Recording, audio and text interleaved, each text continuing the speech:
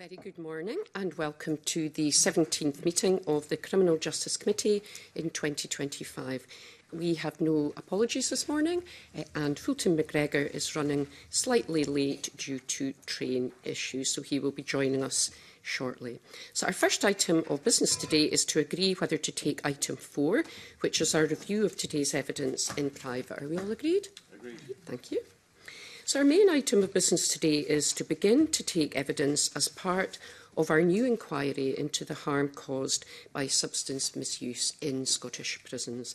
And the purpose of the initial session is to tease out some of the main issues that we will want to explore more fully during our inquiry. So I'm very pleased to be joined today by a panel of witnesses to help get us started. So, welcome to Detective Chief Superintendent Raymond Higgins of Police Scotland, John Mooney, Consultant in Public Health with Public Health Scotland, Kirsten Horsburgh, Chief Executive Officer with the Scottish Drugs Forum, and Stephen Coyle, Head of Operational Delivery, and Susie Calder, Head of Health and Wellbeing, both with the Scottish Prison Service. So you're all very welcome. So I refer members to papers 1 and 2, and I thank those witnesses who provided a written statement or submission in advance of today's session. So I intend to allow up to 2 hours for this session, and I would like to start with an opening question, if I may, and I'll come, after my question, I'll come firstly to Stephen Coyle, and then to Detective Chief Superintendent Higgins, and then I'll come back to Kirsten Horsburgh.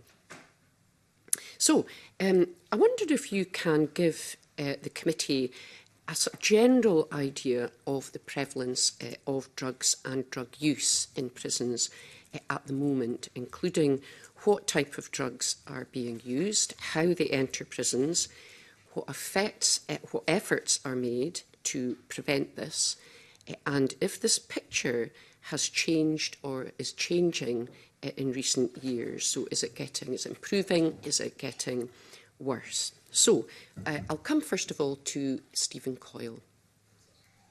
Good morning, Committee. Thank you, Convener. In terms of the prevalence of the drugs in prison, it reflects very much what's the prevalence of drugs in the community. Prisons are part of the community, not aside from that community.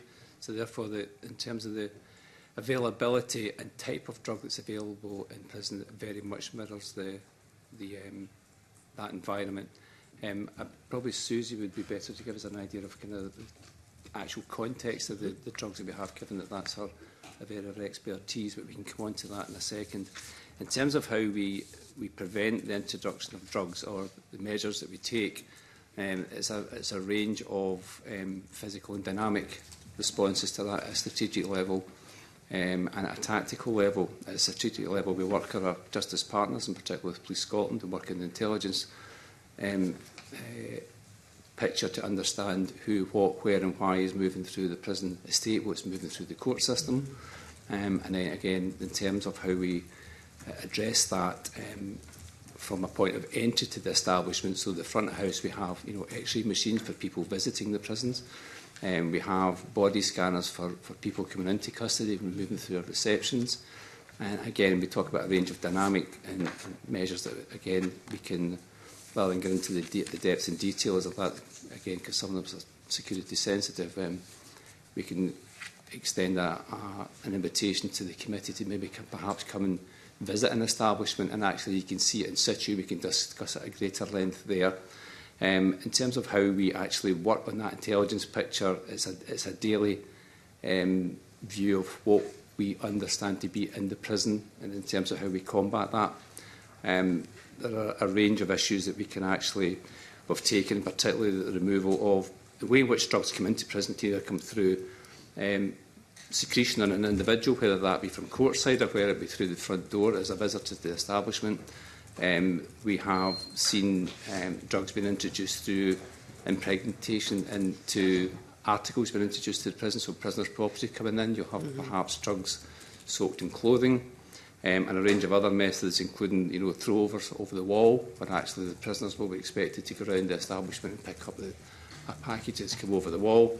And obviously you'll be well aware of the well-publicised elements of the use of drones and increasing use of drones that we see in probably in the last 3 or 4 years.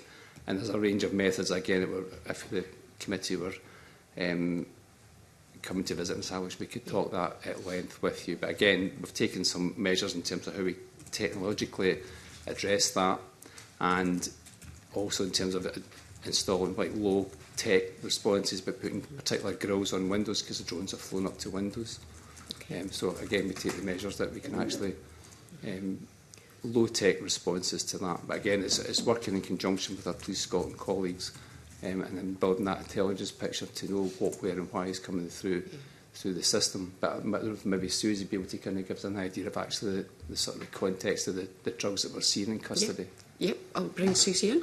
Yeah, no, happy to give a bit of an overview. So we have a partnership with Dundee University who tests the substances that we send to them and give us an understanding of what we're seeing. So synthetic cannabinoids are prevalent, as you would see elsewhere, but they're not the only thing around. So things like bromazepam and benzodiazepines, and then you've got a whole range of other drugs that you might see around as well, around cocaine, steroids. So a real mix of different substances, but we are seeing issues around the synthetic drugs that come over and the impact that then has on the individual in terms of their presentation and how it fits for them physically. So these are the kind of drugs, and they come in either through paper, card, powder, a waxy substance. So there's a whole range of different presentations of drugs that we might see that come in different formats, and the way in which they take them are generally they sometimes use vapes, these kind of things. So there's lots of different methods, but people will tend to use more than one substance, so it tends not to be just single drug dependent.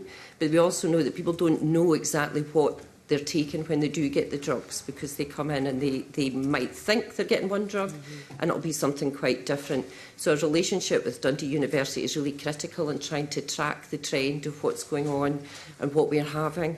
We don't see many of the nitazene compounds, which Kirsten will be able to give you a bit more of a flavour, and John, in terms of what's happening more widely. But we are alert to what's happening in the community, so we engage very closely with our public health colleagues to know what drug trends there are out there, what might be happening, what we might see and what the impact might be on individuals, so that we can start to think about how do we support them, how do we make sure the information's there, how do we get the harm reduction information shared with those in our care to make sure that everybody's aware of what's going on.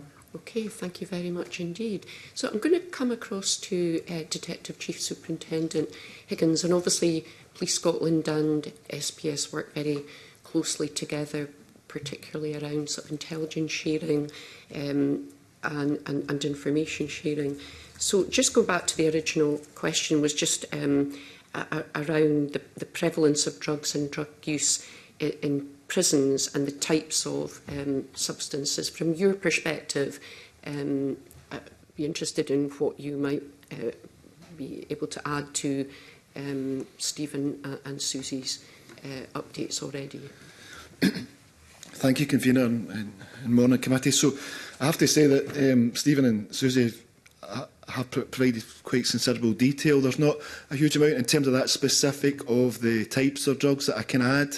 What I can say is the key part in terms of moving towards understanding what types are prevalent in our communities and sharing that information across health partners as well as partners in the prison service is absolutely key. So there's early warnings and early identification of a trend if it changes in a particular area of the country that will impact maybe one or two of our establishments, and then you can see some prevalence as we see it in wider communities. What I would also say is the key is that information is in the intelligence sharing, as Stephen has clearly articulated, is absolutely critical, both at a local level and a more strategic national level and regional level, understanding what that threat looks like from the people that are involved in facilitating and trying to bring these products into our establishments, and also those that are enabling or coordinating, as Stephen's outlined in terms of that evolving challenge. Whilst a lot of the Activities have not changed greatly. There is always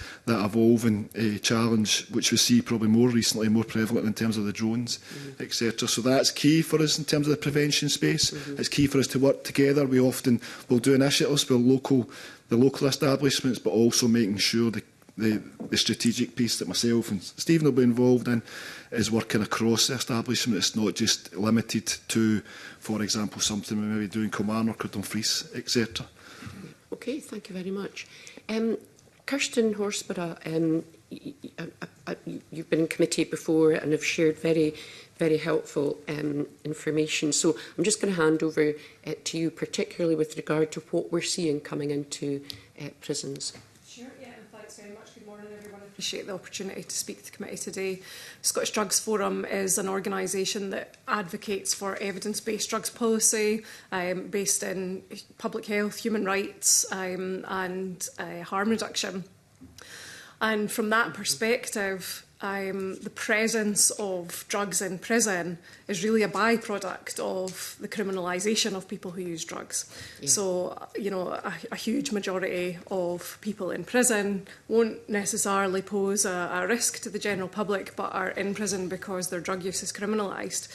So if we're really serious about getting to the bottom of the issue of drugs in prison, we really need to consider our approach in sending people who use drugs to prison, and certainly looking at wider aspects around diversion schemes, alternatives to custody, and certainly we would be supportive of decriminalising people who use drugs. So in relation to your question, a lot of the information that I'll share is based on our work within prisons. So we have a variety of projects, primarily our peer naloxone work in prisons, where we have staff that go into prison and train people people in prison to train their peers in overdose prevention and naloxone. And as part of that work, we're also having conversations with people in prison about the very questions that you're asking. So consistently we're told by people that the most prevalent drugs are, as have been mentioned by other panellists, so synthetic cannabinoids, benzodiazepines and opioids, taken in a variety of different forms, whether that's through vapes mostly, it can be in hot drinks and swallowed that way, and still some injecting drug use, which I think we shouldn't shy away from, that is still actually happening. And in terms of drugs getting in, we hear a lot around intimidation, bullying, people being released with the intention to quickly re-enter prison because of sort of intimidation to bring drugs back into the prison. So there's a lot of the criminal networks have an influence around that as well for people. And I'm sure we'll come on to later about some of the challenges that people face in terms of access and help. So I'll stop there for now. Thanks. Okay, thanks very much.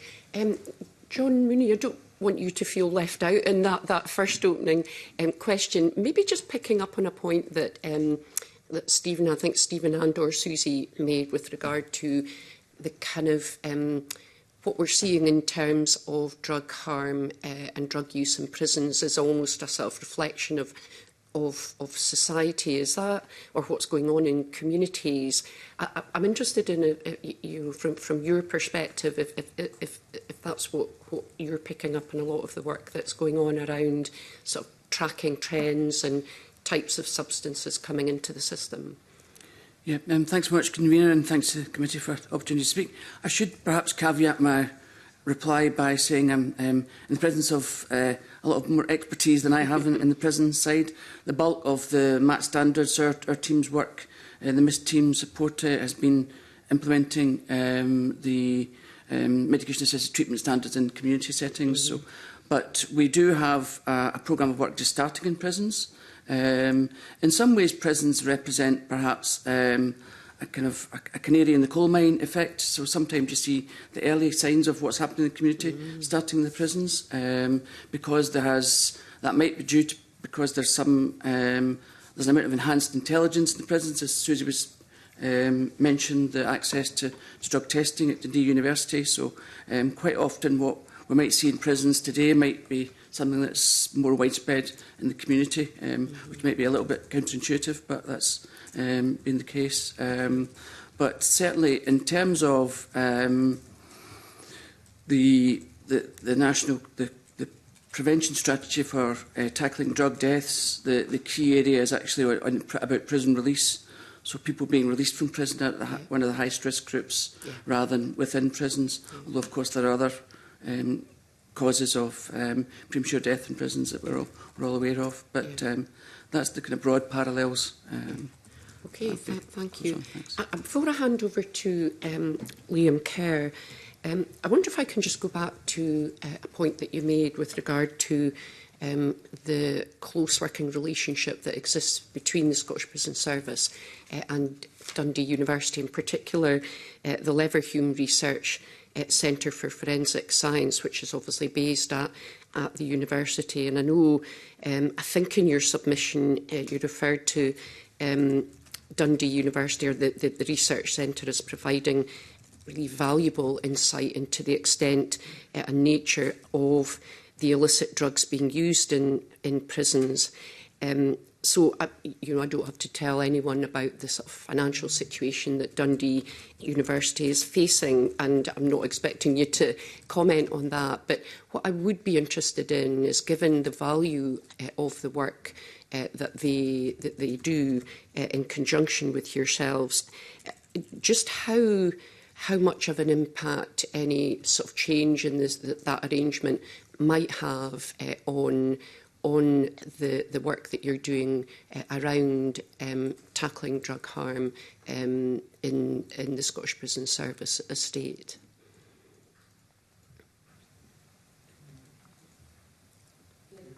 Either of you is welcome to come in. Thanks, Nadia.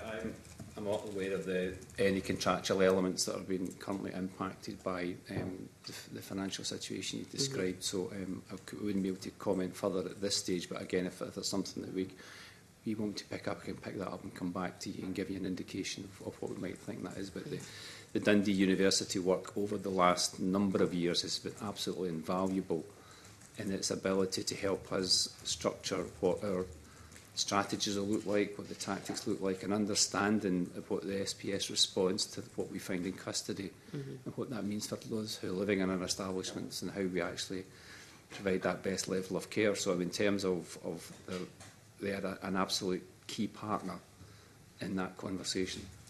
Super, okay. Susie, do you want to add anything? Or I think only to add that it's one of the areas in which we get information around the drugs that are used in prisons. So it's not the only source of information that we rely upon. So, Kirsten's referred to the work that they do and the feedback that we get from people individually directly.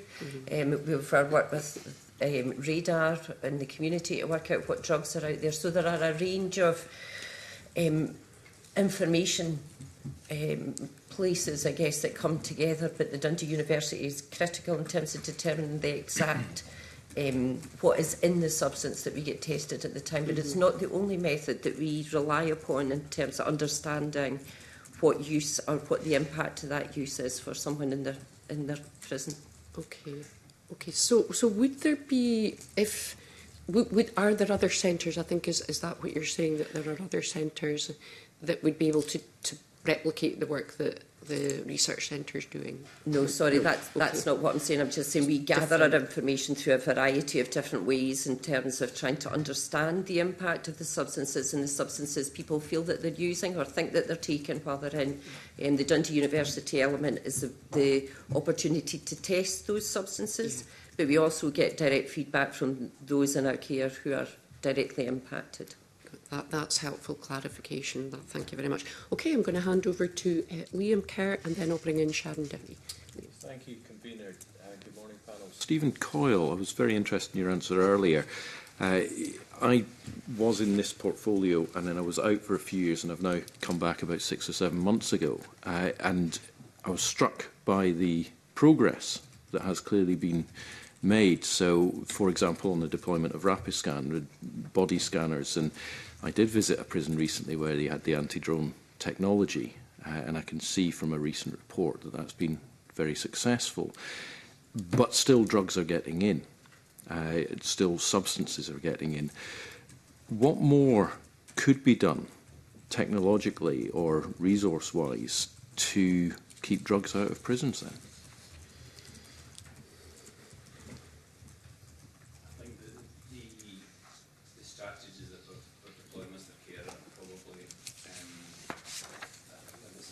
currently attain the resource available.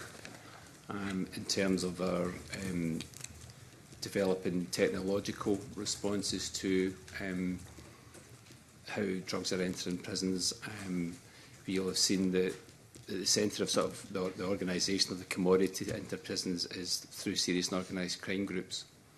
And the SPS over the last 3 or 4 years, we've seen that an increasing amount of level of seniority in the nominals that we have in custody. And the influence that these groups are having. So again, perhaps in terms of the technological responses is about thinking about a different strategic response about how we manage the influence of those who are able to introduce drugs into prisons. So again, working with our Police Scotland colleagues, particularly around about the serious and organised crime groups and the strategies we employ there, it's understanding what those behaviours look like and how we can actually respond to those elements, because the way in which drugs come into prison are as they are. I mean, it's either through secretion on the individual, it's either through that impregnation of articles coming into the prison, or it's, again, the low-tech throw something over the wall and picking that up. And again, in terms of the drones, it's about how we respond to drones. So those are the principles. I don't see that changing in terms of how what our responses to those look like. We're doing our very best with the resources that we have. I think it's about changing the narrative around about how we look at the intelligence and about how we actually prevent those who have got influence of being introducing drugs into the establishment. That probably has to be the step up and the next step in that sort of challenge, Mr. Kerr. Thank you, and I will throw that question to Detective Chief Superintendent Higgins in 2 seconds. Before I do, a couple of times there, Stephen Coyle, in that answer, you did say we're doing what we can with the resource available, and you do the best with the resources you have. Yes. Now, obviously, this committee is about talking to government and saying what we as a parliament need to be doing to help you. So that then begs the question, what further resources do you need? And has that been quantified? Has that been established? And is that something you can share with the committee that we can be taking forward? It's not something I can immediately share the detail because I don't have it in front of me, but again, I'm happy to provide that to the committee in due course. In terms of the resources, the key challenges come around the high value attached to technological responses, and again, about how we respond to perhaps drone technology. If you've been to an establishment, you'll obviously have seen the kit that we use in terms of how we respond to somebody who's secreting something in their person through the body scanners. The rapid scanner, as you're well aware, provides us with the detail of what we actually were able to capture and actually understand is in our establishments. So in terms of that, I mean, any of that being enhanced would be require resource input. But again, I'm happy to provide, if you want a detailed breakdown of what we think that might look like, I could provide that to the committee in due course. I think that would be very helpful to us going forward. Detective Chief Superintendent Higgins, then you obviously heard Stephen Coyle's answer, and it begs the question what the police are able to do, at, if you like, the front end to target those who are introducing drugs into prisons. And what is the role played by serious and organised crime, so that the committee fully understands that? Thanks, Mr. Kerr. So, in terms of the role of serious and organised crime, because of the success in recent years of that disruption of some key nominals who are at a significant level of influence, they are now present within our estate, whether they've been arrested locally, nationally or even internationally and brought back to Scotland and across our establishments.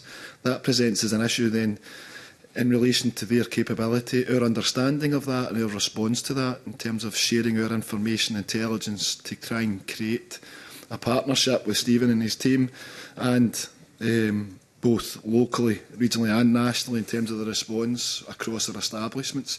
The capability of these individuals, the access to them are significant, and we're always learning.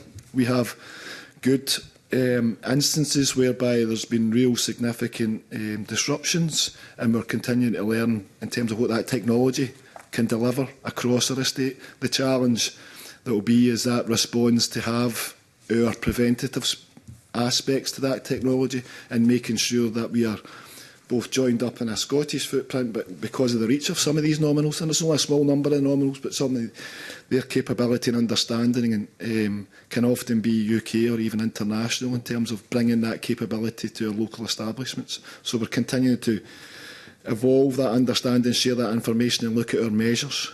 That can be products in terms of intelligence analysis products, but also can be infrastructure in relation to the disruption of drones and the evolution of the technology to prevent it, to target harden some of our establishments and sharing that information with the prison service.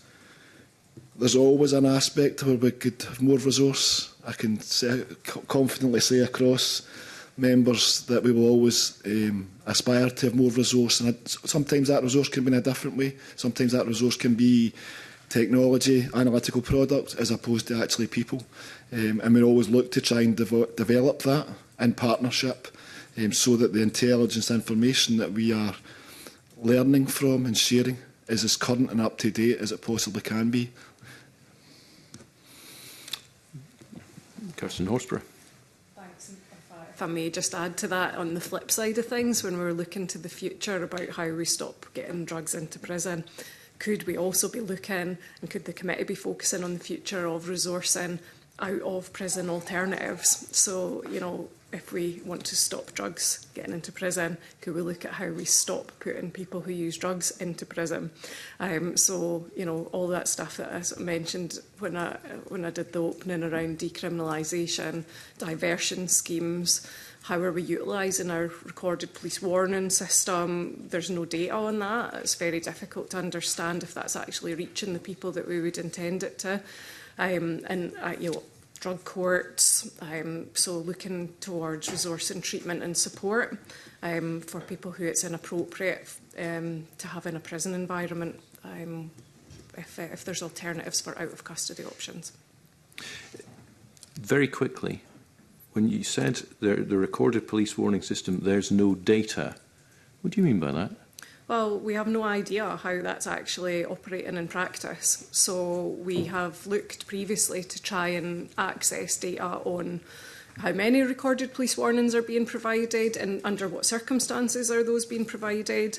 That was a huge policy shift in terms of the Lord Advocate's decision to provide recorded police warnings for all classifications of drugs. Yet we have no understanding of, is that reaching the people who are at most harm, the most vulnerable, the most marginalised. How that's being done on an is that being done on an individual decision-making basis by police at the time, or is there an agreement, a policy around how those are operated? When we have discussions with people who use drugs in different locations across the country, we hear very different stories about how those are implemented. So for such a big policy shift, it's really disappointing that we are not able to follow the direction of that and see whether it's actually making an impact. Very grateful. Thanks. Convener. Thank you. I think Sharon Dowie and Pauline McNeill maybe have a couple of supplementaries to Liam's questions. So I'll bring in Sharon and then Pauline. I don't know whether just in that last comment from Kirsten Horsburgh, whether Detective Chief Superintendent Higgins has any comment to make on the recorded police warnings and why there's no data. So I have to be honest, it's not in my area of expertise. I can certainly happily go away and speak to our criminal justice colleagues in relation to that and report back in. If that's what you'd like, then no problem, I can take that action and see what data that's available at present.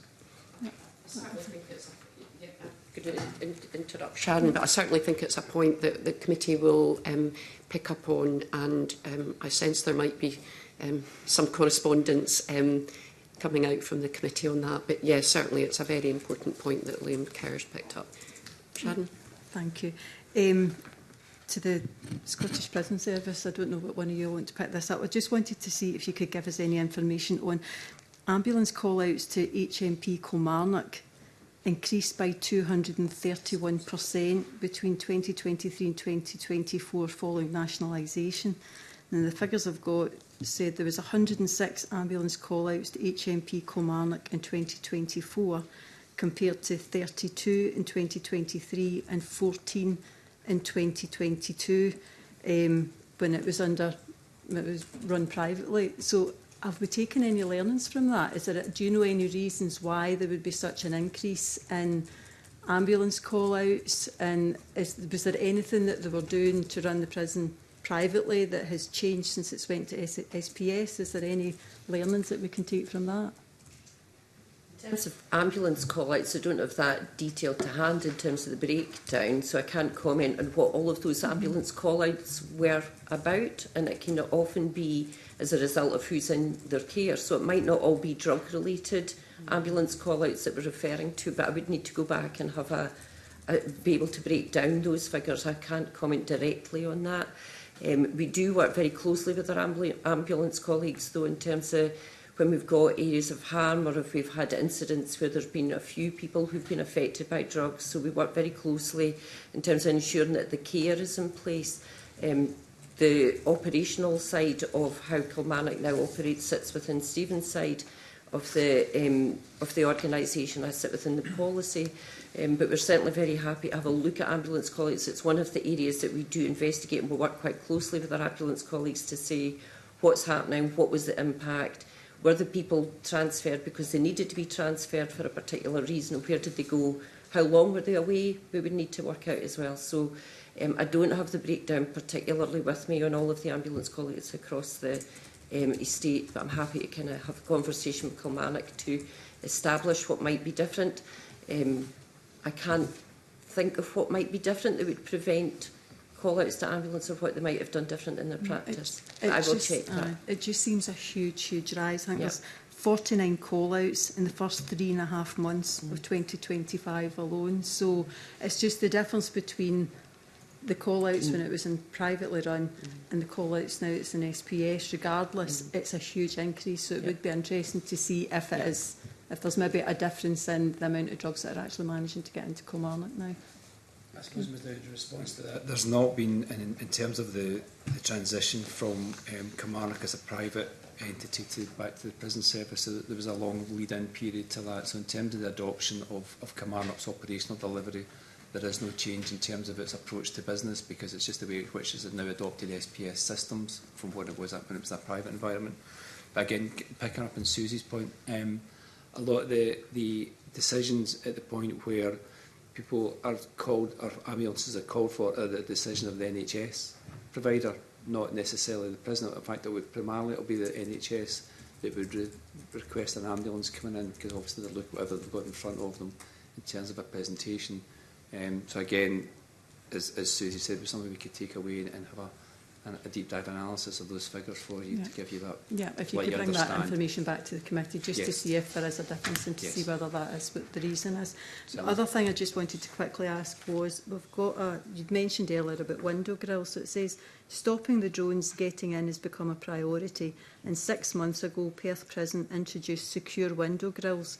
As a result, there have been no drone breaches within that period. And it does go on to say that you've now put them in Edinburgh and Glenorchy, but what if that meant there was no drone breaches within that period? Why have we not put the window grills into every single prison?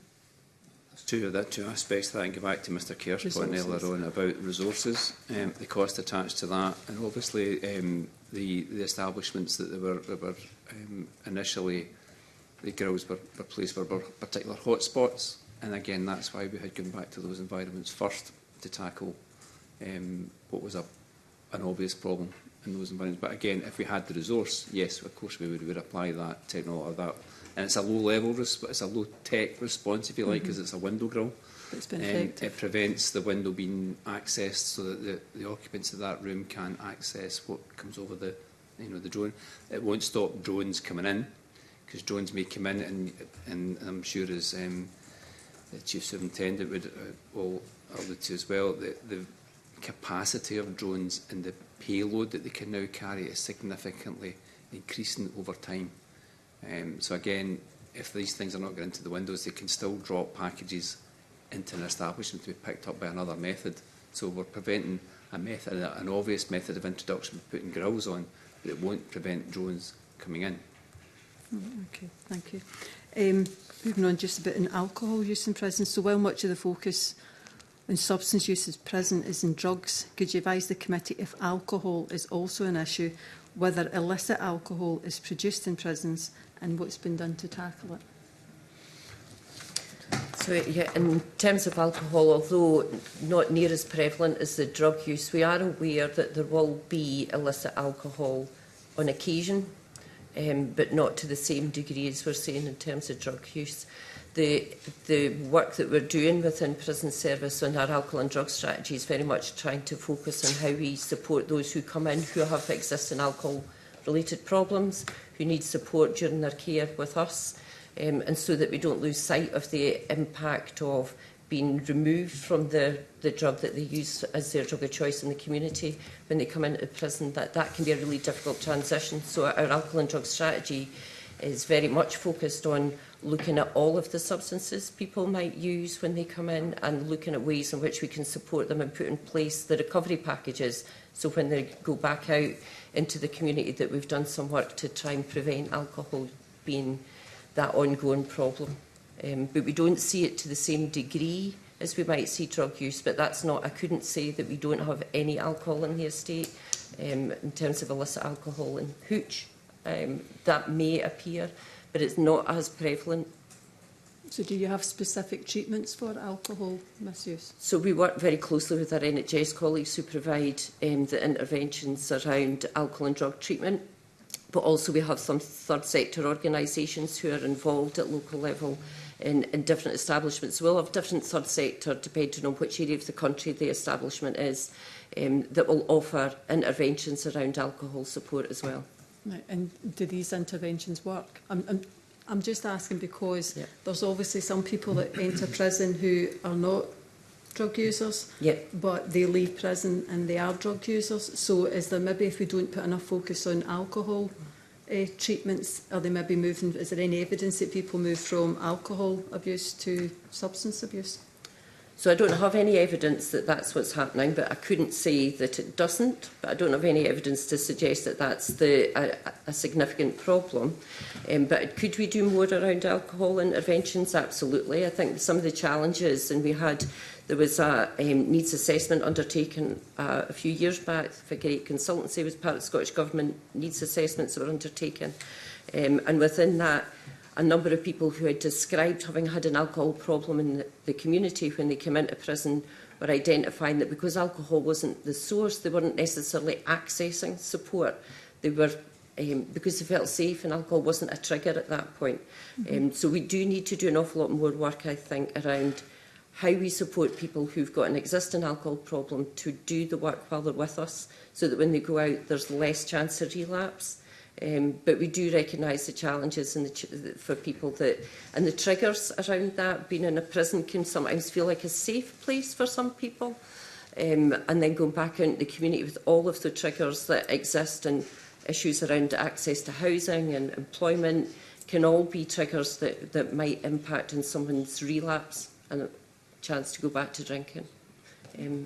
But we shouldn't exclude alcohol interventions in terms of what we do in terms of our support. Could I just ask you, you'd raised in the submission the use of e-cigarettes or vapes as a contributing factor to the increase of drug detection in Scottish prisons. Is it drugs that are coming in the vapes, or is it, you'd said about other items coming into the prisons that are saturated, are they using the vapes to smoke them, or does it actually come in the vapes? Use the vapes to smoke them. So it's using the vapes to smoke, so it's not actually the vapes coming in with drugs in them? No, it's the vapes being used as a method of taking the drugs. Right. And just, sorry, one last question. Just as see, if someone is caught bringing items into a prison that are saturated in drugs, or that they're trying to bring them in to give them to prisoners, is there any penalties? Is there any action? And do we catch people that are putting drones into prisons? Is there any action taken against them? What would be the penalty in that?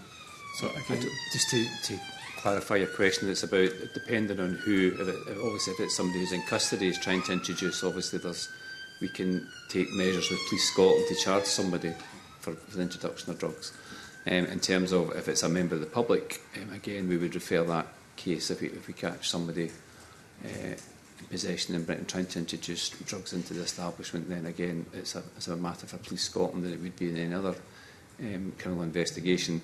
In terms of actually the introduction of items being sent into the prison, if we can establish the source, and that's the challenge, because again, if a person in custody is having training shoes or clothing or any other items sent into prison, it's about actually being able to establish the source of that, the origin of where the parcel or the package came from. If that's the case, we can't identify the individual clearly, then obviously we confiscate that item. But actually we're taking measures.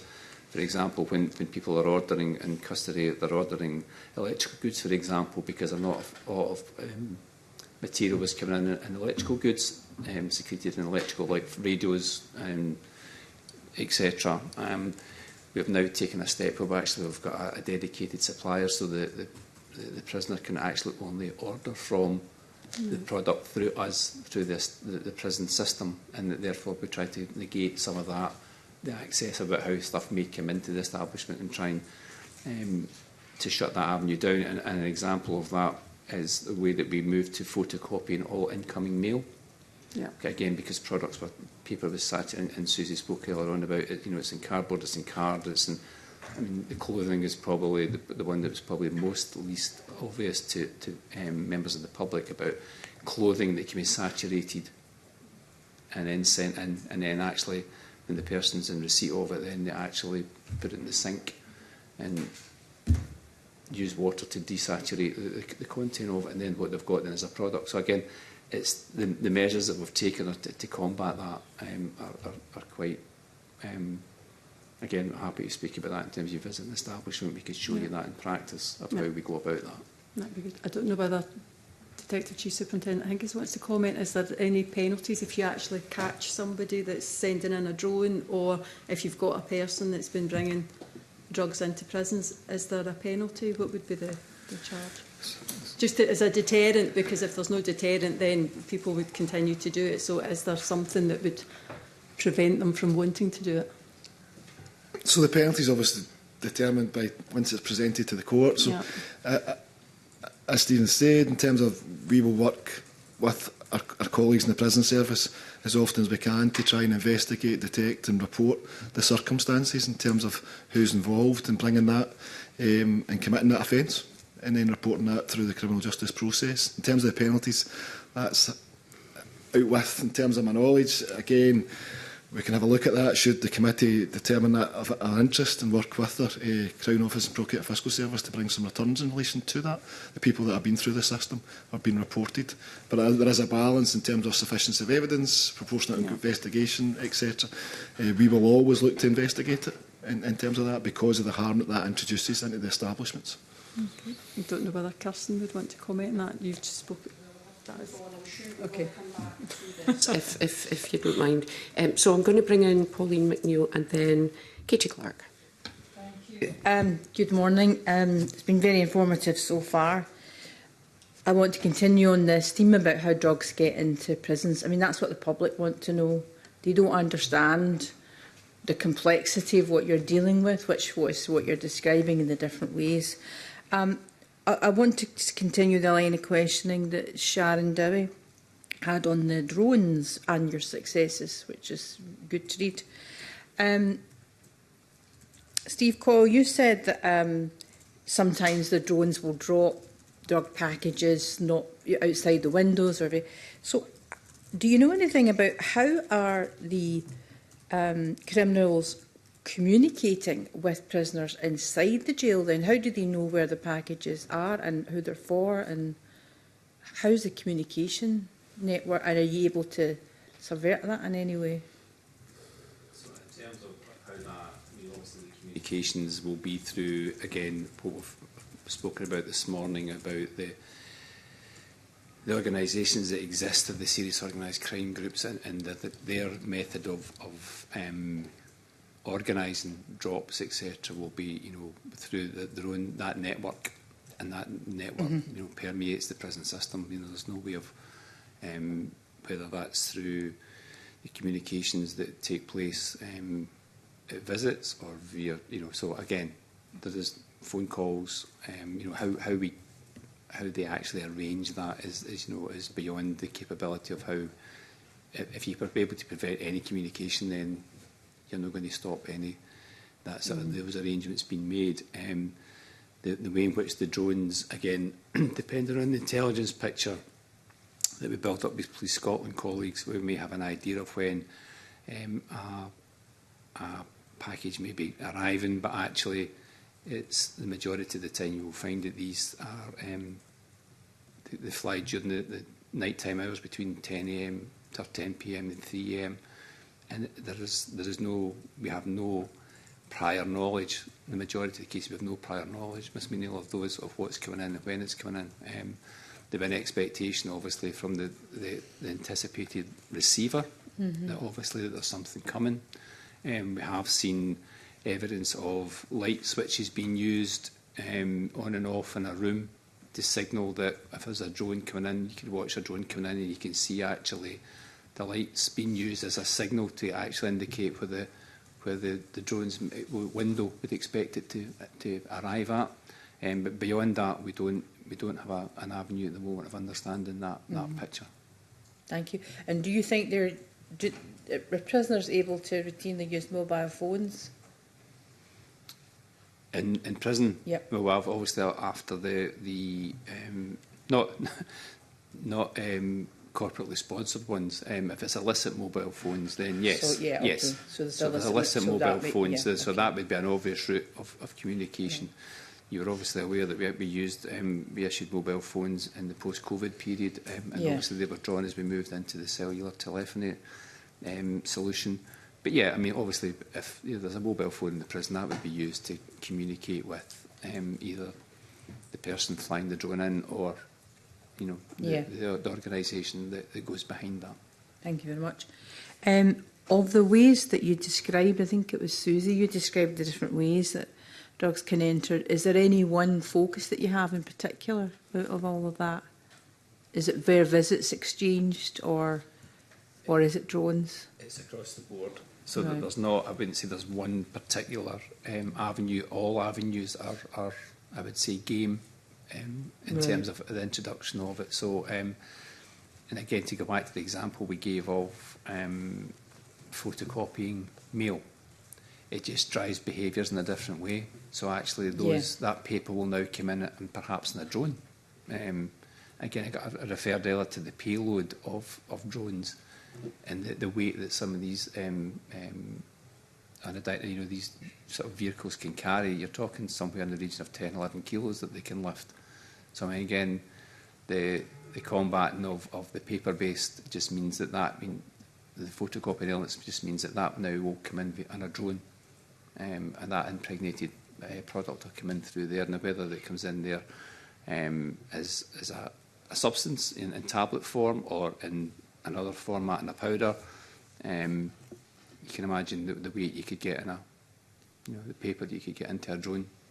And actually, going back to Susie's point, the strength of drug actually that can be attained in impregnating is quite considerable in regard to powder or tablet form. Thank you very much. Detective Superintendent Raymond Higgins, you may not be able to answer. I think the committee would like to know, if possible, have there been convictions then by the use of drones? So I mean, if you have some idea, in some cases, who's behind it and you're reporting it, there must have been convictions, surely. So I'll need to come back to the committee in relation to specifics. Yeah. Happy to look as well in terms of a UK perspective, if they don't have the data for Scotland. Because what you find as well is that capability, that enabler, can often be an individual who is coordinated from the organised crime groups to deliver that. So we can have a look at that and happy to report back. Thank you. Thank you very much. I want to ask specifically about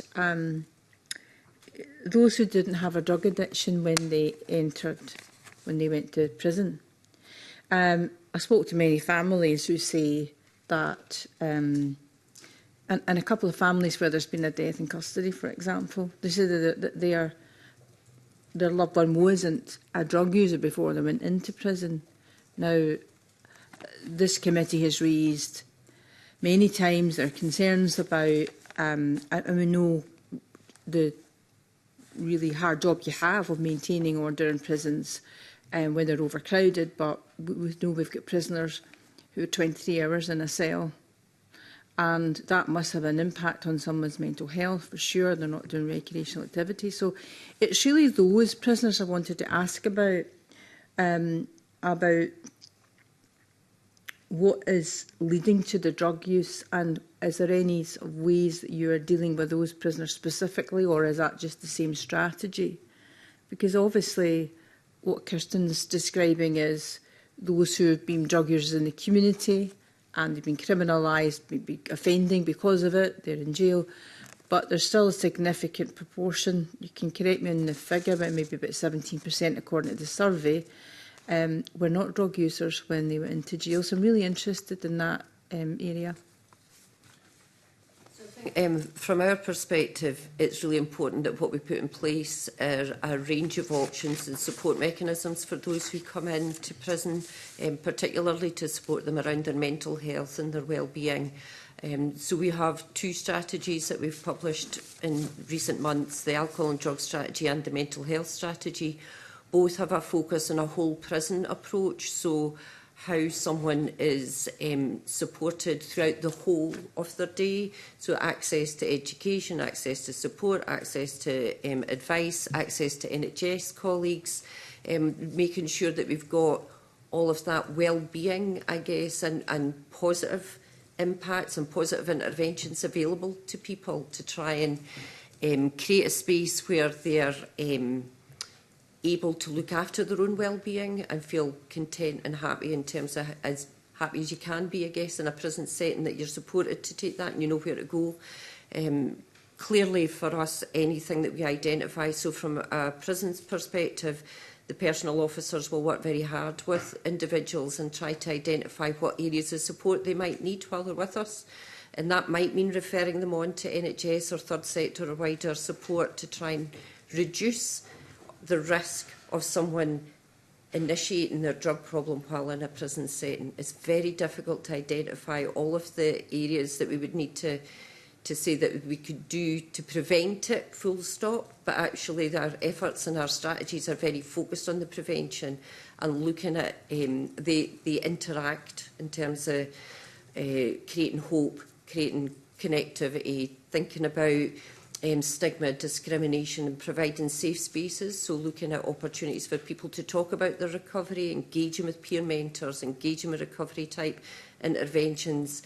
Even though they might not be using, they should still be able to access support. So access to Samaritans, breathing space, all of those options we create for people. But the most important thing for us is the relationship with the individual, for them to say, I feel at risk of using, I feel I might.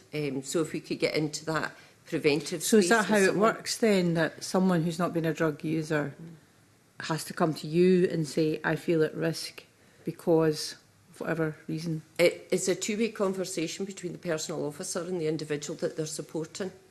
So do you identify, so you see someone who has been locked up in a cell or doubled up in Berlin, do you identify who might be at risk? Because obviously there is a significant number of prisoners who are at risk, could be for a variety of reasons. And that relies on everybody having knowledge of the individual and the support that they might require. That relies on our NHS colleagues, it relies on our third sector, it relies on prison officer.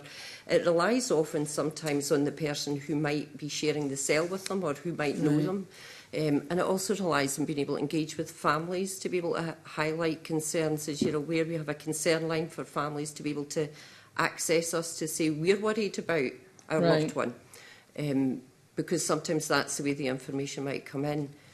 But it's a very complex scenario that we're talking about that might prevent, if there was an easy solution to prevent someone from taking drugs, then absolutely. Sure, but I mean, it's a completely layperson on this, but I would have thought there must be some obvious triggers. Like if you were saying what you were devising, is there no kind of identified potential risk factors, like being in a cell for that length of time, like the boredom, you're not getting anything to do? I mean, would that be regarded as a risk factor for someone who wasn't a drug user? I think all of those things can be risk factors, you know, if, especially if it's first time in custody. It can be a real kind of quite culture shock in terms of how their day and what their regime feels like. So absolutely there will be all of those risk factors. It could be them having not got access to their family, or there could have been a fallout. All of those things could be risk factors. So the relationship we have with them and having that conversation is critical, and that's the most important thing we can do from our officers' perspective, is build the relationships with those that are living in prison so that we can identify where things have maybe changed for them, where things are difficult, because you get to know how somebody is every day. But I don't have an easy solution to say that we could prevent what you're suggesting. Yeah, sure. Just last, I don't know if, Steve, you want to answer this. I mean, to what extent, I'm just trying to build up a picture of this particular cohort. To your knowledge, I mean, are non-drug users targeted by these criminals outside the jails, or is there no? There's no evidence of that, or certainly none that I'm aware of, that would suggest that actually they would be identified as a market. Maybe that's what you're suggesting there, but no, there's no evidence to suggest that that's the case. Thank you very much. Thank you. I don't know if Rona, before I bring in Katie Clark, did you want to ask a follow-up on this? Okay, thank you. So Katie Clark and then Ben McPherson. Thank you. And I'm wanting to ask about support for those using substances in prison or indeed on release. So I wonder if the panel could set out the programmes and supports that are in place for those who wish to address or manage their substance use, whether that's drug or alcohol, in prison. And do you think the level of provision is adequate for the number of people who need to access that service? I don't know who would feel best placed to come in on that.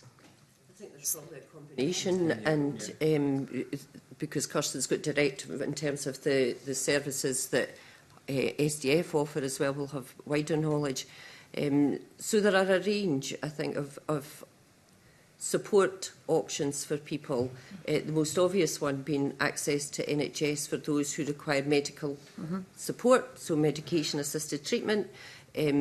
Those the individual will be involved in terms of the programme of work from the nurses there. We transferred care in 2011 to NHS, so all of the boards have that. And different establishments have different access to recovery type interventions. So we have recovery spaces where people go to get some support more broadly. There's peer mentors, there's access to Samaritans and Breathing Space will also be coming on stream to support people. And there are third sector organisations who do some of that broader skills support and to engage with people around some group work that'll go. Could we do more? Absolutely. Should we be able to do more? Absolutely. And the strategies are about setting out where are the opportunities to build on what we already have. I think we would all say that we would like to do more in terms of the interventions to support people.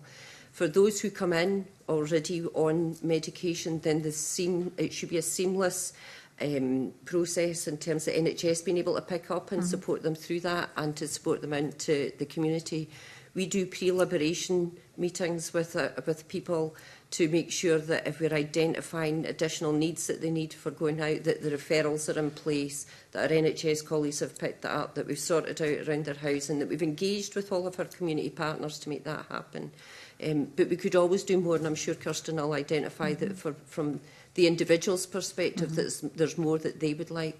But our strategies are in place now, and we have new leads for alcohol and drugs and one for our mental health strategy, and they've just come into post in the last 6 months. So their job will be to absolutely engage with all of the partners to say what's possible and how could we engage more effectively and continue to push recovery as the key area of work that we should be doing across the whole prison and not in one particular aspect of it. So you don't have to opt into recovery, it should be available to all. Have any of the other witnesses got anything they'd want to add? Yeah, I can certainly add from the perspective of some of the peer research and work that we've done within prisons around the medication-assisted treatment standards. Some of that's been done in the open estate and some of that's been done within other prison establishments. And Susie's painted a good picture of how actually it should operate in practice, but ultimately, you know, as with anything, there are issues. The first one, probably just to go back to the start, around how people access support. There is still a barrier there for people to openly ask for support should they be using substances because of the potential for punitive sanctions. On that, the feeling amongst people who were interviewed around the culture of stigma and discrimination and how they'll be treated by staff should they open up about using substances, and then of course the impact on from their peers should they, you know, report drug use as well. And then treatment can be problematic to access. People report waiting times, difficulties accessing specific treatments. Can you maybe give a bit more detail on that? Because that's obviously something the committee are aware of in terms of more generally access to treatment and programmes in prison. Is that something you could, when you say waiting, could you give an indication of how long people might have to wait? I don't know the specifics of timings. I don't know if Susie has any further information on that, but people, I mean, certainly if we're talking about it being relative to community standards, obviously in the community, the medication-assisted treatment standards indicate that you should receive treatment on the day you request it, and that's certainly not the case within the prison environment. So there's disparities there. So people report also having barriers to access Buvidal, which is the long-acting injectable medications. Although there are a number of people receiving that within the prisons, people still report that there can be some challenges in getting access to that. And, you know, some feelings around whether that is truly a choice for people, or is it operationally easier to manage when people are on Buvidal rather than methadone. So some questions there perhaps around whether it is true choice for people in a prison environment.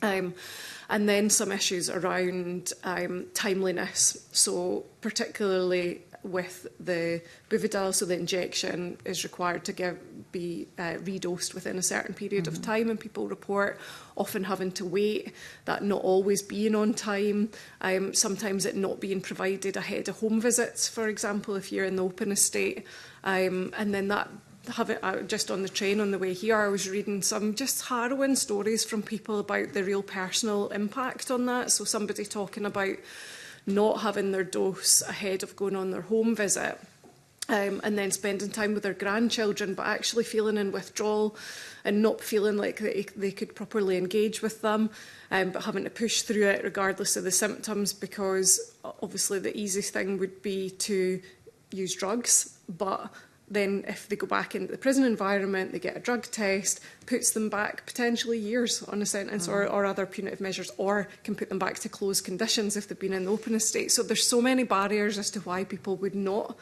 access support, and it's really that culture shift and the move away from punitive measures that are needed. Were any... Yeah. John wants to come in on any of that. Sorry, Katie, I'm cutting across you. I suppose just very briefly, I think the move away from more punitive measures that we have seen in the community is still probably to be reflected in prisons. So that's very much backs up much of what Susie's saying in terms of the anecdotal reports and the experiences of many people that have had custodial sentences. Yes, so we'd certainly look forward to the MAT standards process as they embed in prisons, being able to increase the rates of immediate treatment, recruitment, and also smooth out access issues to the likes of Buvidal. So those are issues which, for all the potential sort of pitfalls of an over-focus on a medically treated model, they have had some substantial successes within the MAT treatment system, and we'd hope to replicate that in the prison estate. Thanks. So in relation to adequacy of provision, has there been any work done to try and quantify what the additional resource that would be needed really to adequately provide help to those that are seeking it? Is that something that any of the panel have done any work on, or is it more anecdotal that it's just an appreciation that often the service isn't adequate, really? In terms of access to medication-assisted treatment, that would be a question to be posed to our NHS boards who deliver on that aspect. And they're the ones that would identify what additional resource that they might require in order to meet the need or to reduce the wait times that Kirsten is hearing through her networks exists for people. And it's about for them to then determine how they do that consistency. Yeah, so, I mean, obviously, we've, John Mooney wants to come in on that, but we don't have anybody from a board as such, but we do have, obviously, Public Health Scotland here, so... Yes, no, and absolutely, and I think there is, because our emphasis has been implementing match standards in the community first, the prison and justice settings are doing a little bit of running to catch up, so we'd hope that those improvements will be rolled out in due course. Yeah. And there's clearly sort of two, I suppose, main situations. One is where someone is trying to get help, and the other is where somebody isn't necessarily trying to get help at all, and you have to deal with both. But in terms of those that are specifically seeking help, could you maybe give a bit more detail in terms of harm reduction programmes and services for those that want help, that are seeking an abstinence route in terms of substance use in prison and on release? And could you maybe focus specifically on that type of service? Is there any more that you could add to what's already been said in terms of those that are wanting to stop? Kirsten? Yeah, Kirsten. So certainly people have reported that it is difficult to access detox options within the prison environment. I would say also that there is some risks associated with detox, particularly around the release period. So normally what healthcare services would try and do is retain somebody on a prescription if they're looking to come off it towards the end of their sentence. Because of those risks, we know that you're certainly much more likely to experience an overdose within that first 4 weeks of prison release. But the issue there is around continuity of care into the community. So there are still issues with the communication to community services when somebody's released from prison, being able to access the same medications that they were on, particularly if it is Buvidal, into a community setting. Because whilst the prison might provide that, the community setting might not. So there are still issues there. I'll stop there. But definitely in terms of options, they are reduced in terms of the... I think just to add, in terms of that continuity, we are supporting people through the Prison to Rehab programme to access rehabilitation direct from prisons, so being able to go on their day of release directly into rehabilitation services. So that network is also available to people to continue their recovery and support. Thank you. Thank you. Okay, thank you. Sorry, just jotting down that last point that you made, Kirsten, about potentially... options like Buvidal may be available in prison but not out in the community. Just didn't quite appreciate that, so thank you for raising that. OK, so I'll bring in Ben McPherson, then Rona Mackay. Convener, good morning to the panel. Just a few follow-up questions related to some of what my colleagues have already raised and what you've helpfully relayed to us. First of all, on the prevention of substances entering the estate, Mr Coyle, it was interesting to hear your comments around the difference that the bars on the windows had made. Is the intention to make sure that that is installed in all the estate across Scotland in due course, given the meaningful impact it's made where it has been done? So we have the 3 pilot sites, Mr McPherson, in terms of Glenorchy, Edinburgh and Perth. And again, boringly so, that the resource question would be yes, to extend that to the full estate if the resources are available. That's not the case at the moment.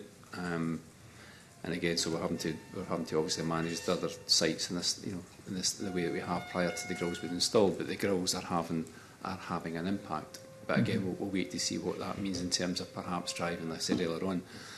Does that drive the introduction of in a different manner? Because if you're preventing the drones getting in, it may drive it in a different direction. And we'll obviously wait to see what that will look like. I'm trying to anticipate what it looks like through the routes I've already described. Thank you. I mean, I fully appreciate that it's not a panacea to install the grills, but it is. interesting and helpful to understand the impact that it's made. And I'm sure the committee will be interested in, beyond that trial, how these considerations move forward. Just, Mr Mooney, you talked about the challenge on release. I just wondered if there was more you wanted to say in terms of working with community partners about that challenge, and is there more that can be done across stakeholders on how we support people coming out of the estate with addiction and mental health issues? Yeah, no, absolutely. I mean, it's widely, there's a wide appreciation of the fact that it is a particularly high risk period, people on release from prison, because they may have had their drug use controlled within prison, and then they're exposed to a less controlled supply outside, and more higher concentrations, etc.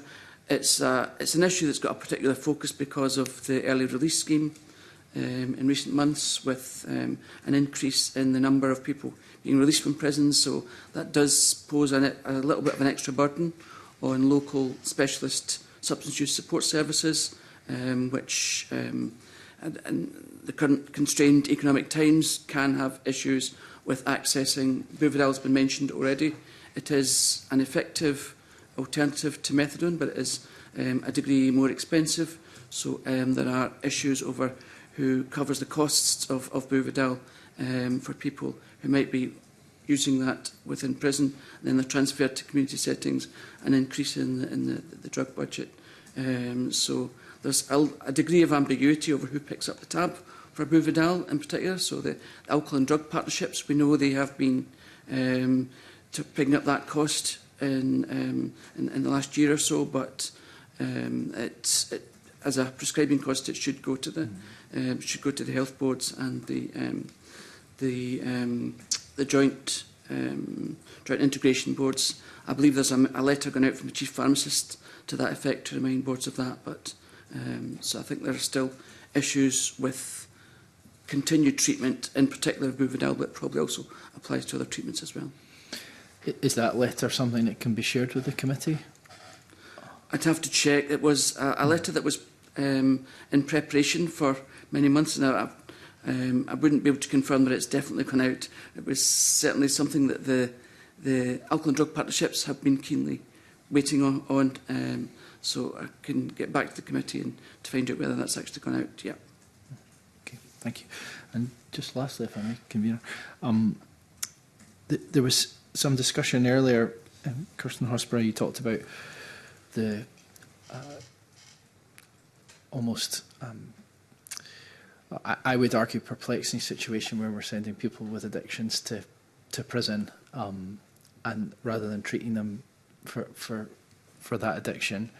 I appreciate there's political difference on the Misuse of Drugs Act 1971 and its consequences, but you talked about how people are going to prison who are already suffering from addiction, and the need for provision within and thereafter once they've finished their sentence. But we've also heard today where, I think Susie Calder, you touched on this, that people's drug addiction can be initiated when in the estate. Do you have an idea of, and I appreciate this is very difficult to quantify, but do you have an idea of how many people are coming into the estate with an addiction already as a concern for them as an individual, comparative to those who are developing an addiction during their sentence? Is that data available for I don't have the data to support that says that those coming in without an addiction are beginning their addiction while in prison. I don't have that data, but we can confidently, I think, say that we know that people who come in, quite a majority of people will have had some challenges in their community around their drug use to varying degrees. Some with very ingrained dependence and some less so, potentially. But we do see a lot of people coming in with pre-existing concerns around their drug or alcohol use before they come into the prison estate, which is why it's really critically important that we have that relationship with our community partners to ensure that we pick up the information around someone's community, I guess, engagement, and how we pick that up and support them when they do come into prison. So that relationship right through is really critical and important to understand the person when they arrive at our door. So we need that information from our community partners to support that. Okay. Thank you. I don't know if you want to say any more. Yeah, I guess just to add that I know you'll have the numbers, I guess, from the prevalence testing in terms of people who are coming in, and going back to that point about people starting their drug use in prison. Like, this is an environment where the availability is pretty wide, and we talked previously about triggers and what might be going on for somebody. So people have their own vulnerabilities, whether that's like in relation to anniversary dates, whether that's children's birthdays, all of these things that are, and they see other people who are using drugs that are maybe using for escapism or to deal with the current situation that they're in. So it's no surprise that when there are so many drugs in prison, that is an option that people look to in terms of managing their current situation. But all of this goes back to that sort of wider systemic failure. So you asked the question about, on release. It's not just about that linking up with somebody's substance use provider. It's more about housing, benefits, the whole through care process, which I don't think is meeting the needs for people as it is. So there's a bigger piece there to be done around the actual wider supports for people around when they're leaving a prison as well, rather than it just being about getting their prescription, which is, has loads of different complexities, whether that's communication, different pharmacies refusing to take people's prescriptions on, nurses within the health system trying to scrape around, trying to find a prescriber for the person. My background's working in an NHS drug treatment service, and certainly that was something we faced in the community side of things, where we would have just this person appearing and we didn't know that they were being released because they might have been on early release. So there's a communication issue there as well in terms of getting it right for people. Mm-hmm. Well, I just wondered, we've touched on this issue in some of the answers, but it's certainly prevalent in all that we've discussed potentially, is that the success that Police Scotland have had in terms of tackling organised crime in our country. I mean, is there any more that you would want to say about the impact of more organised crime groups in our estate and its effect on the challenge of these issues? Just to reiterate what we said earlier, Mr McPherson, that it's the proliferation in the last 3 or 4 years of senior nominals now that are actually involved in the supply, distribution, and the whole chain of what that looks like in terms of introduction of commodity. And it's not just about introduction of commodity in a prison, it's introduction of commodity in the country. So it's the fact that these people are in prison is not a barrier for them continuing their operations, and that is a particular challenge, I would say. Okay. Thank you, Convener. Thank you. So Rona Mackay, followed by Fulton McGregor. Thank you. Good morning, panel. I'd like to ask about the impact on prison staff and those other prisoners in the prison. But before I do that, I'd like to pick up a wee bit on my colleague's final question there. Kirsten, I was really interested at the start of the session when you were saying that you didn't believe people with drug use problems and addiction should be in prison. And I, on a personal level, totally agree with that. I'm very interested in women in prison, the majority of whom are there with mental health or addiction problems, and I totally agree that they should not be there. But you also said that you would be in favour of decriminalising drug use, and I would now like to ask John Mooney, would you agree with that, John? I think there are benefits in moving towards a less criminalising approach to tackling drug use, definitely. As far as the wholesale decriminalisation of drug use goes, I think that introduces other potential issues, but there's certainly a case for a much less criminalising approach. And looking at that. I take my hat off to the police that I've worked with, both in the North East and elsewhere, have really enlightened approaches now to drug use in terms of moving towards harm reduction. So there's been great strides towards a kind of a lower, if you like, criminalisation ethos of drug treatment. Thanks. Yeah. Okay, thank you for that. So the impact on prison staff of having to deal with this, and other prisoners who don't use drugs and may be affected by all this. Stephen or Susie, could you maybe comment on that, please? And also, do you feel that your frontline staff and healthcare staff have enough training in this? Maybe come to you first, Susie. Yeah, so the issues around drugs is a concern for all of us, and particularly for the staff on a day-to-day basis who witness people who are intoxicated or under the influence of substances and who may be quite critically unwell at times. Their behaviours can be quite difficult to manage, and it's a difficult and scary place, I think, to work in a prison setting. Some of the work that we have been doing more recently was to set up we have a national incident management response where we engage with our partners across police, third sector, we've got public health, and we've got some other organisations, ambulance service around the table, where we'll look at the national responses for when there are incidents, I guess, or a cluster of people who are using, because that's the point where it's at most crisis for folk. And at local level, we'll have a problem assessment group. So, for example, if there were 3 or 4 people who were affected and had quite a difficult time over a weekend because a number of folks were using substances and were maybe under the influence and behaviours were difficult to manage, we've pulled together a group where we will speak to the staff involved to hear, and that includes we involve our NHS staff to say, what was happening, what did you see, how did it feel, what could we do, so that as a wider group that we can wrap around some support for those staff who've been involved. And often you hear them just feeling quite exasperated that they feel they can't help, or they're unable to help at that time, or they fear that somebody might die. And that's a very real fear for staff. So it's a really difficult place for staff to be. So we have those groups where we can then go out wider and get wider support from our colleagues to say, well, what additional harm reduction can we do? So, for example, we've had the ambulance service come in and work with our staff, particularly around naloxone, just to reinforce the existing training that is already in place around that. So we will bring in different organisations to work with staff to hear that. They also have access to wider support through our occupational health professions, so there are wider support for staff.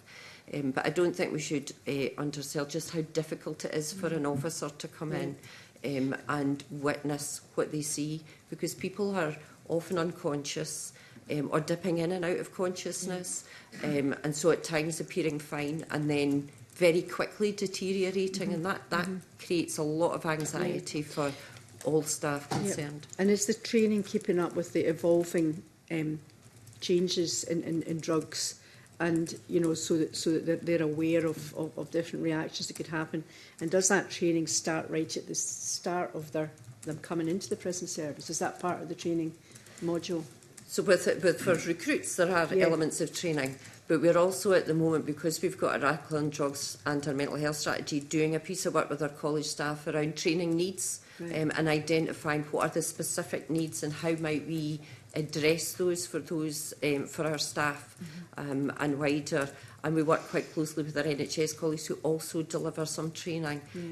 We do need to do more. It's a very fast-paced, evolving problem, I guess, and we see.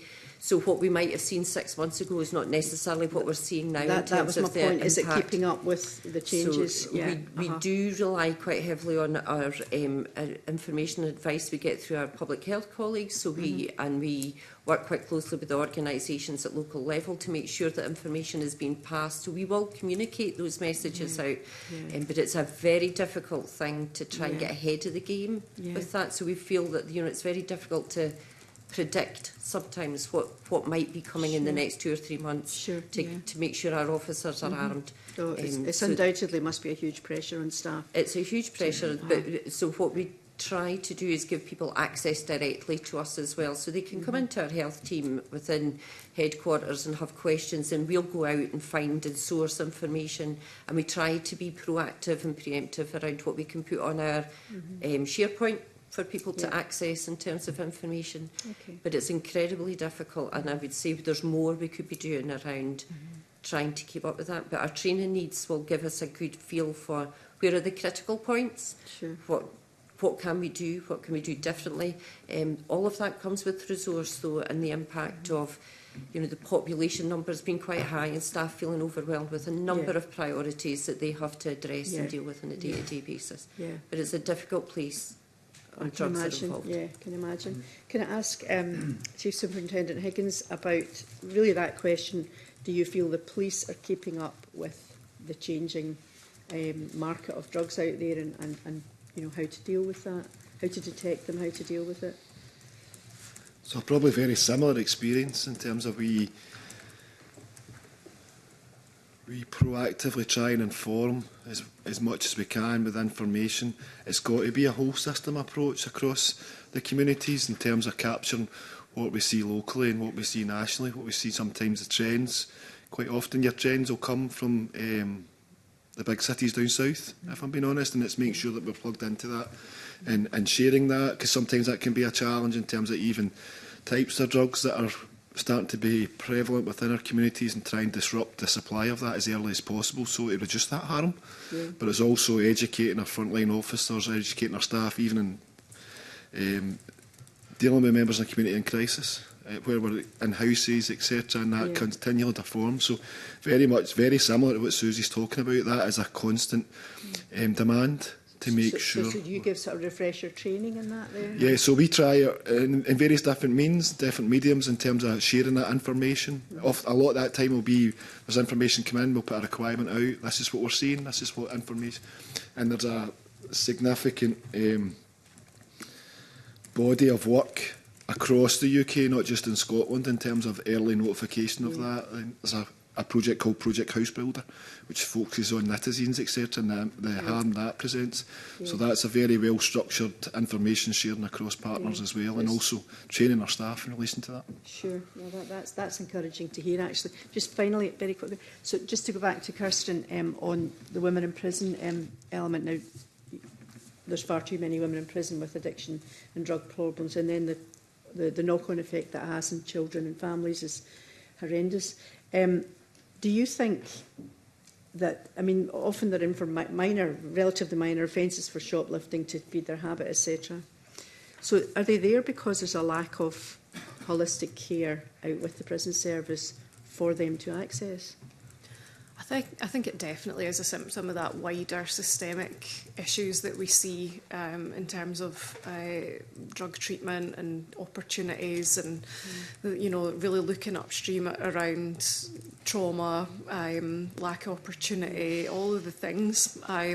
So yeah, I think it does reflect that, absolutely, and goes back to my point around looking at out of custody options for people, so that we're focusing more around treatment and support rather than punitive measures and people being in prison. So yeah, I would absolutely agree. Is it okay if I add something to your workforce discussion there? So we offer a range of different training options as well across the prison estate and in the community, and we've done workshops within a couple of prisons around with NHS and SPS staff around what their needs are, and reflects what's been said about the need to have that sort of broader information. I guess what we've found in previous years that our training requests have been very reactive rather than proactive. So there's maybe been an incident where there's been several overdoses in a prison, and they've asked for us to do some overdose training. So it's getting that into place so that it is done regularly. And some of the comments that prison staff made was, obviously they've trained in very specific techniques around restraint for particular things, but now are extremely worried around some of those techniques in case they have some influence on a person's breathing if they're using a particular substance. So there's a lot of uncertainty. I would say that there's like a confidence issue there. But overwhelmingly also, we'd also say that there is still a need to address stigma within prison service and police service. I have had the task of delivering naloxone training personally across the prison estate and with Police Scotland, and I can attest to the fact that there is still an issue with stigma and views around people who use drugs in general. So there's definitely a need to focus on that too. Thank you. Thank you, Convener. Just before I bring in Fulton McGregor, just picking up on the question around staff and the impact or on staff with regard to caring for people that are living with drug harm. To what extent is overcrowding and the really high prison population that we're seeing at the moment, and it's sort of stubbornly high, to what extent is that making things more complicated or difficult for not just prison officers but other staff that are working in prisons, particularly around supporting people that are impacted by drug harm? Is it convenient? Is it's the primary risk facing the environment? Is actually that pressure on services is just driven by the sheer volume and demand that's there, which is the demand far outstrips the availability of any support that's available. Okay, thank you. Susie, do you want to add anything at all? Or? No, I think that is the position. The more people we've got, there's sort of being able to support them when the resources are limited and the overcrowding or the high number of people in care with us at the moment. It's challenging then for all services to be able to deliver the maximum that they would like to be able to deliver. Yeah, okay, thank you. Okay, Fulton McGregor and then back to Pauline McNeill.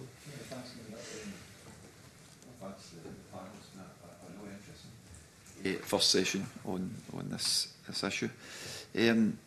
First point is just that, Convener, just a point I want to pick up on what Kirsten raised with the committee, and both Rona Mackay and Ben McPherson have commented on, and that is the issue of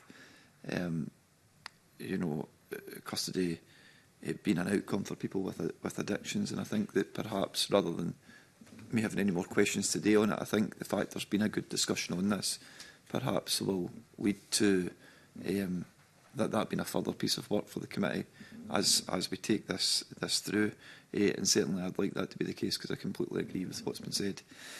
The questions I was going to ask were around staff, which both Rona Mackay and yourself, Convener, have covered, but there is another angle. So I was really interested in just about the welfare of staff in this as well, particularly given that they could be dealing with deaths within prison. But one of the other angles I wanted to ask about staff was the pressures on staff in dealing in this context, because it strikes me that obviously your staff are dealing with a very vulnerable group of people in prisoners, but they're also dealing with organised criminals as well, in terms of some of the stuff that we've heard on that today.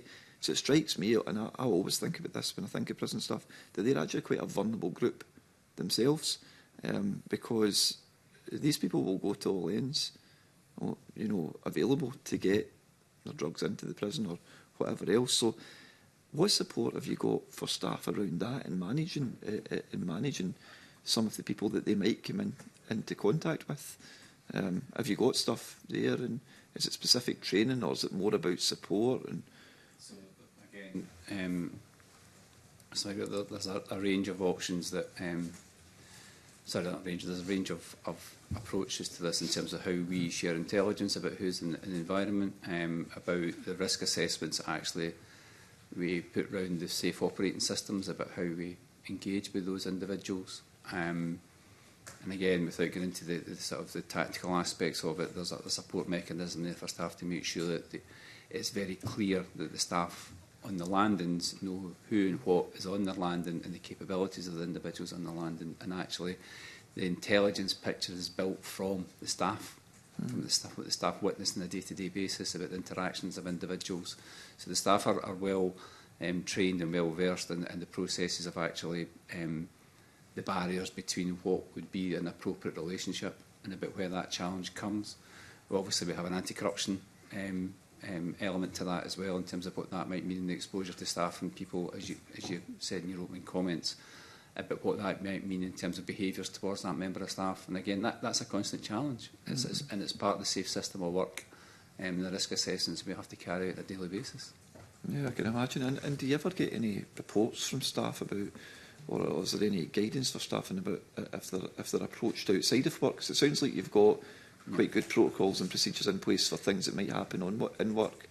But what about if people are approached? So it's the same issue, but in terms of the report mechanism, is the same as inside as it would be outside. So I mean, when people are away from work, and that challenge may come from, and again, as I go back to my earlier comments, prison is part of the community, not aside from it. So I mean, you realise that staff will know people who are in prison. They'll have been at school with them. They will live alongside them in the community. So they're well aware about the barriers between that professional boundaries and about where that comes. And they have professional boundaries training as part of that overall awareness package, and about the ability to carry out their duties unhindered and unfettered. But if there's an approach from the outside, yes, there's a clear mechanism of what staff have to do with that information should they be approached in that way. I take it that would be to report that to yourself. It comes in through the establishment in the first instance, and then obviously we'll assess what that needs to be done with what that next, and that can be a range of measures attached to that as well, including escalation clearly to Police Scotland colleagues, and again without getting into the detail of what that happens. We've had examples of that fairly recently, and I think we've dealt with it fairly successfully. That's all I had, Convener, because I think some of the other stuff I was going to ask around staff welfare was already covered. Thank you. No. Sharon Dowie, did you want to come in at all? It's just probably for Kirsten, I think, for this one. I don't think anybody would disagree that we all agree that there should be diversion for prosecution. There needs to be more support in the community for people that have got addictions. But I'm just wondering about your comments about, because you mentioned the word punitive sanctions and everything quite a lot when you've been given the evidence, and you've also said about people being put into prison just for drug offences. Is there any data to tell us why people have been sent to jail? Because I'd be interested to know if people have been sent to jail just for a drug offence alone, or whether it's because they've committed murder but they're on drugs, or they've raped somebody and they're on drugs, it's an assault, they're on drugs. And I know that Rona Mackay has said as well about there is too many women in prison, I would agree with that, and they're just in for shoplifting. But again, from the people that I speak to who are retailers who work in shops, it's prolific shoplifting. There's usually assault in there, and they've normally been charged with shoplifting for multiple times before they get in jail. So is there any data on what people have been sent to prison for, and is it just a drug offence, or is there multiple other things along with them being addicted to drugs? Yeah, there will absolutely be that data. I don't have it to hand, but there will be data about why. But I think it's a known fact that the majority of people, many people who are in prison are for non-violent drug-related offences, when it's substance use that is the driving factor for their crime, whether that be shoplifting or other things. So it's a proportionate response, I think, that we need to be looking at. And the punitive stuff that I was talking about was also in terms of within the prison environment. So when people, there's obviously the system in place in prisons.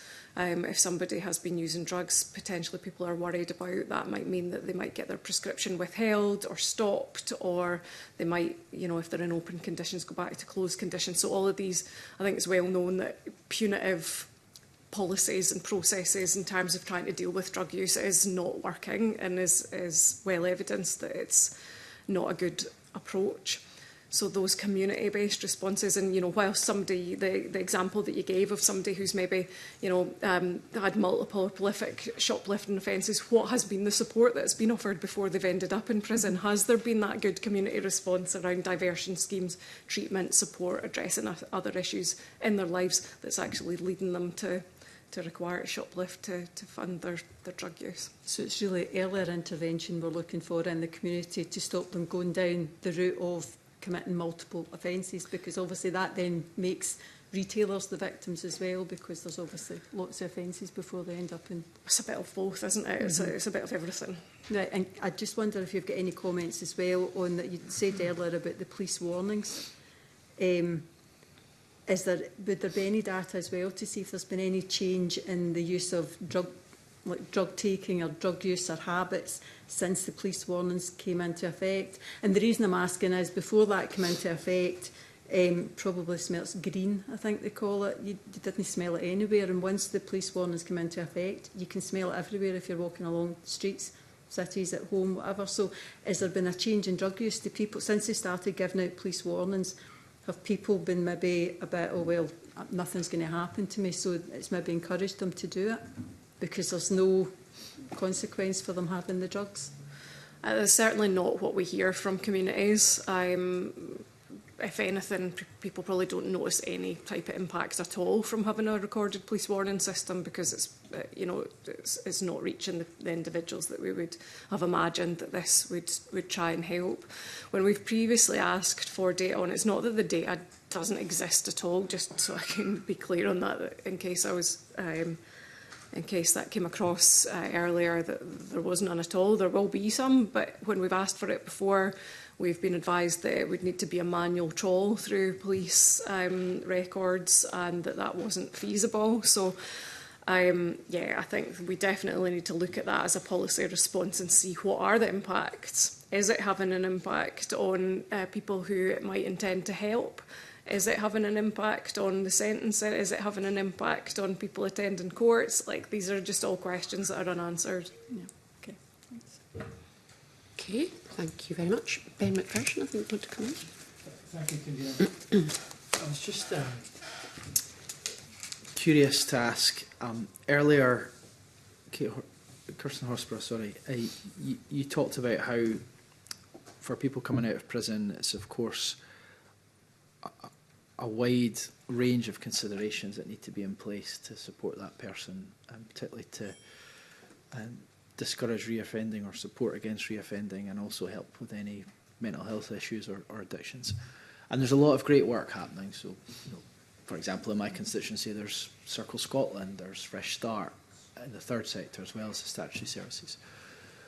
For some time around this committee table and its previous incarnations, you know, we've talked about what support for people as they come out of prison. I mean, of course, it's going to be different in different geographical parts of the country, but is there more that we need to consider in terms of central services, collaboration between them, a set procedure? I know there's a lot of great work happening already, but I think one of the things we might want to learn from this inquiry is are there refinements that can be made? Are there more collaborations that can happen? Is there a consistency that can be better achieved? I just wondered if you wanted to say any more. Yeah, thanks. And, you know, we often talk about reintegrating people back into the community when they were never integrated in the first place. So I think there are all of those things that you mentioned that we need to look at. I would say housing in particular, you know, sometimes that's one of the most complex things for people when they're being released from prison and they're in temporary accommodation or really unsuitable accommodation that just sort of fuels that chaos potentially that was there in their lives before. You know, I've worked with people in a previous role who used to say that, you know, their lives in the community were extremely problematic. They would go into prison and they would have food available, they would be able to get qualifications, they would be able to get access to treatment, potential you know, work skills, you know, build up some skills, and then come back into the community, be in temporary accommodation or sofa surfing, staying with friends, be heavily exposed to all the risks and the same issues that they were before. So there's definitely that support piece on. I know there are, you know, organisations from outside the prison that work inside to try and smooth that process. But the through care really does need, you know, looked at in terms of how we fully support people to, you know, make the best of that situation in terms of going back into communities where potentially all the problems were previously when they ended up in prison in the first place. Thank you. John Mooney, did you want to add to that at all? I suppose just to acknowledge the fact that one of the drivers for the mitigation-assisted treatment standards is to address those wider issues that people face, and not just prescriptions. So MAT Standard 8, for those familiar with it, is around advocacy. In the next year or so, it's including advocacy for housing and welfare support systems. So that would apply to anyone affected by substance use, including those being released from prison. So just to make the point that those services are recognised to be needed, and they're being invested in, I think, across the board. Thanks. Okay, thank you. Okay, thank you. I wonder if I could maybe just stick with MAT standards. We've obviously touched on MAT standards throughout the session this morning, but I'm aware that the SPS recovery strategy states that the MAT standards will be fully implemented by April 2026, so next in about a year's time. Now, obviously, things are really difficult at the moment with the prison population and sort of complexities around more toxic and different substances finding their way into prison. So I'll bring in maybe Stephen and Susie first, just to maybe give us a bit of a progress update on how that work is going in terms of implementing the MAT standards and working towards that sort of date next year. But also maybe I'll bring in John just to make a general comment about where we are overall with MAT standards in this space that we've maybe not touched on already. So maybe I'll bring in Stephen and Susie. So the MAT standards, since the inception, we've been working with our colleagues who have had the responsibility of implementing the MAT standards more broadly. Mm-hmm. So we work very closely with our NHS partners on elements of those already in terms of access to treatment and access to the right range of treatment. And that will include things like the prison to rehab aspects within that. We also have the Scottish Recovery Consortium in all the establishments looking at recovery from within. So there are a range of interventions that we're doing on that journey, I guess, towards implementation of the MAT standards. But we are not responsible in on ourselves to be able to deliver against that. So we are very much relying upon our wider organisations supporting our colleagues, particularly in NHS, to deliver on some of those. And so we sit around the MATs and Justice groups that sit around engaging with our wider colleagues to make sure that that's in place. The critical thing for us was to publish the strategy and have in place a lead for that. So we have an alcohol and drug strategy lead whose responsibility is to coordinate that level of engagement, make sure we've got the right parties around the table, make sure that we're doing our bit from an SPS perspective. What are we responsible for? Because without all our partners, then the MAT standards can't stand alone just with SPS, and it does involve quite a lot of resource and impact. So it's a very ambitious target, I would say, to say by April 2026 that the whole of the MAT standards will be fully implemented and embedded. But we're working towards ensuring that we're on that positive journey forward. Yeah. So there are examples that I could give in terms of the alcohol and drug partnerships supporting interventions. So there was a psychotherapist that was appointed through the ADP in Highland to support people in HMP and Inverness, for example. So there are examples of local work that we're doing with our ADPs to progress towards that full implementation. But that, the responsibility for that will sit with John in terms of his team and the MAT standards going forward. Thank you. John, I'll just bring you in at this point then.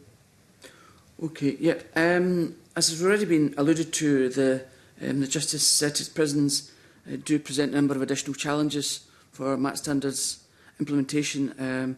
I think there's a broad consensus among those involved in implementing it in the justice sector that April 26 is a rather optimistic target in terms of timescale. I think one thing to remember is that the MAT standards implementation in the community was accompanied by quite substantive injection of additional resources towards alcohol and drug partnerships, and that was within the national mission funds, which are coming to an end in March 26. So there's already knock-on effects in terms of resource implications of that. So I'm sure colleagues in the justice sector might make an argument for an increased resource, just given those additional challenges. But I think on the plus side, the initial briefing for this hearing touched upon the prison inspectorate standards. So Matt's the prison inspector standards number 5 and 9, and I was really gratified to see that they actually do cover a substantial overlap with the whole, in particular, human rights-based ethos of implementation of Matt's standards. So in terms of the buy-in, in terms of the direction of travel of prisons, I think they've already made a significant degree of progress. But as I say, there's just unique features of the justice environment are going to have to involve perhaps tweaking the thresholds that we use to know where the markers of how we measure MAT standards, how we benchmark them, are going to have to be slightly different inevitably in the prison settings from what they are in the community, and a substantive amount of that work is yet to be done or is in development. So with all those caveats, still optimistic view, but there are challenges ahead. Yeah, thank you for that. I suppose just by way of a follow-up, and I can maybe bring in Kirsten as well on this, is I suppose it's a bit of a big question, but are the MAT standards still, no, it's not that they're irrelevant, but are they still relevant in terms of, where things have shifted and how things are shifting, particularly in the context of drug use in prison or drug harm in prison? I don't know if there's anything that you would maybe want to add just around how effective they still are.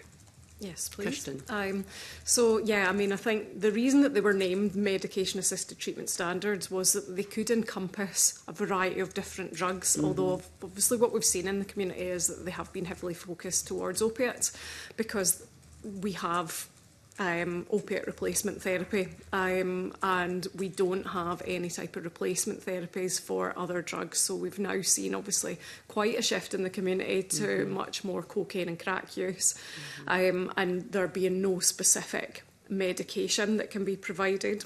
So when I think about MAT standards in the prison service, we obviously see different sort of trends of drug use within the prison. So synthetic cannabinoids, for instance, are the ones that are most heavily reported to us. Benzodiazepines, of course, and there's potential treatment, like prescribing treatment options there.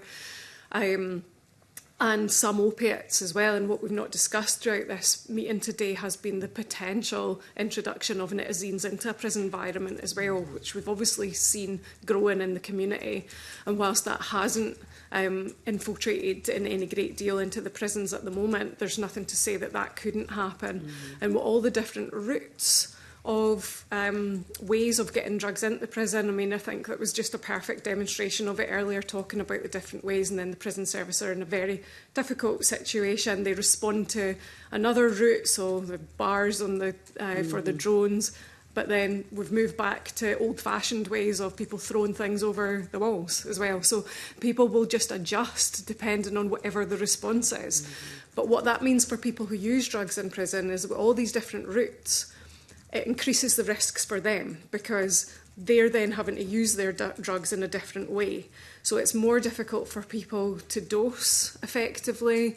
In terms of the liquids that are coming in or the waxy substances that Susie referenced before that are being used in vapes, people report it being very difficult to judge dosing on that. So hence they're having potentially more severe effects. So all of these things and all of these responses have negative impact ultimately to the people who are at most risk of harm. And we need to have that uncomfortable discussion about what does harm reduction mean in prisons. Does it mean safer injecting equipment? Does it mean safer smoking equipment? Does it mean discussions around how to use your drugs more safely? We have the discussions around overdose and naloxone, obviously, and we've got some excellent examples in the prison of peer-led naloxone distribution to people the night before release.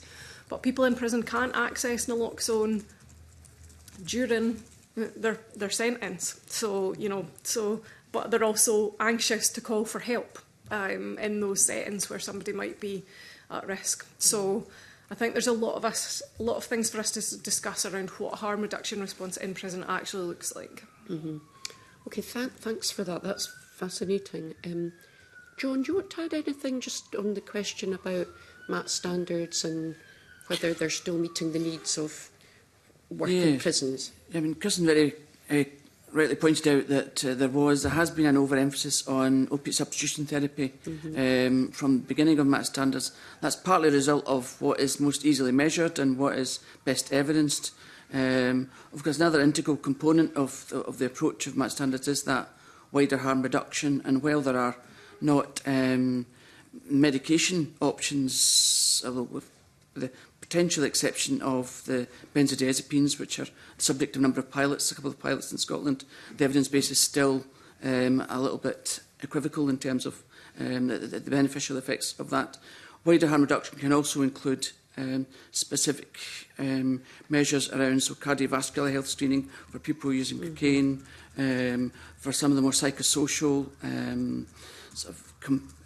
types of intervention in terms of counselling approaches to reduce harm from other drugs. So, and also, I think the fact that there aren't needle exchange programmes in prisons for very obvious reasons, because that then seemed to condone drug use, but that is an omission that you have in prisons that you don't have in the community. So there are a number of issues that could be thought through a bit better in terms of wider harm prevention. So I don't think MAT standards is irrelevant to prisons, I think, but there's certainly a lot of scope for adapting it and tailoring it much more closely to the needs of substance use in prisons. Thank you. That's really helpful. Okay, thank you. We're just coming up to time, but there is, I suppose, a final question that I have for probably Stephen and Susie and Detective Chief Superintendent Higgins, and that's around when, sadly there is a death that is suspected at that point of being or relating to a drug overdose, and there must be a significant impact on staff, on other prisoners and other people working in the prison environment when that occurs. I'd be interested just to know a little bit about the impact that can have on the whole prison population. Any death in a prison is difficult and tragic. I think we would all say that, and I think in terms of when we have a drug death or a suspected drug death, it definitely has an impact in terms of the wider community who are living around that, and just the anxiety, because they build relationships with each other during that time, and our staff build relationships with those that they're looking after. So a drug death is particularly difficult, as is any death, in terms of how they manage that. And I'm 30 years as a nurse, and I've never had to deal with a drug death face to face. So I can imagine just how challenging it can be for the staff who are going in and find that to be the case, because it is so tragic. So the impact on the family, the impact on the wider staff it's difficult. It's a very sombre moment in time. We input an awful lot of support around staff. We have our chaplaincy support who do an awful lot of work with them, but we also work very closely with the wider people who are living in that area as well. So there's lots of support offered to them, because they will have had an impact. They would have seen them the day before. So we try to wrap around all of the support that's needed to allow people the space, not only at that moment in time where it is at that crisis and they know there's lots going on. We tend to find people are very respectful when they know that they've got police coming in and the ambulance coming in and that staff are dealing with a crisis. They're very respectful of that, and they're very worried often about the impact on the staff. So there is a need for us to follow through, not only in that day, but ongoing days beyond that, to ensure that we keep in touch with people, make sure that they feel supported, that they've got access to being able to talk about their grief that they may feel around that. So there's quite a lot that happens around that support. Our partners with the police coming in can also raise anxiety. So, you know, while we're trying to deal with a really sad situation, people get quite anxious because there's a lot of activity around. They're often shut behind their doors and not fully aware of what's going on at that time. So it's a difficult time. Death is incredibly tragic for everybody round about. Of course. And I suppose I'll maybe just bring in Detective Chief Superintendent Higgins. Just obviously, Police Scotland has a sort of follow-up role, if you like. It might just be helpful for committee members just to maybe understand a wee bit about what that role is in the aftermath of a death that is suspected to be connected to a drug overdose. Thanks, Chair. So we follow well-established protocols in relation to any investigation of a death and a drug-related death. We're also acutely aware, as Susie's outlined, in terms of that impact in the community, the impact of what that can have in relation to within the establishment, in relation to within the community on the whole, in relation to the staff. So that needs to be a thorough, dedicated investigation, but also needs to be alive to that timeliness of that. So we have a victim, we need to be supporting people involved, we need to support their families. So it's that whole wraparound in relation to that, information to the families in a current and reliable manner, and a real detailed investigation and report to the Procurator Fiscal, which will then allow further assessment of that and the appointment of a fatal accident inquiry, but also for ourselves that follow-up in terms of trying to understand how has that victim got the drugs, how's it been administered, how's it beginning, if there's any opportunities for us to disrupt that path and share that information, that intelligence with colleagues within the prison service as quickly and as efficiently as possible.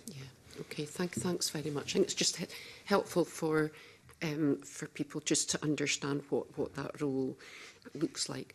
Okay, so we're just a couple of minutes over time, so I think we'll bring this session to a close. But before we do that, I'm just going to quickly ask if anybody has got anything else that they maybe want to add in that we haven't perhaps covered already this morning. I think we've got off to a really good start. If there's nothing else, then... Oh, John.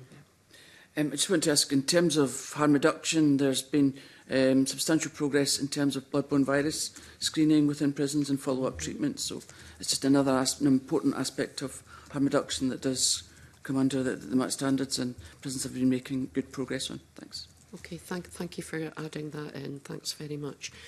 Okay, as I say, thank you all very much indeed for attending this morning. I think we've got off to a really informative start. But just before we take a short suspension to allow witnesses to leave, I'd like to place on record our thanks to Inspector Susan Cook of Police Scotland for all her help as our liaison contact in Police Scotland. Susan is returning to frontline duties, and we wish her well and thank her for all her support.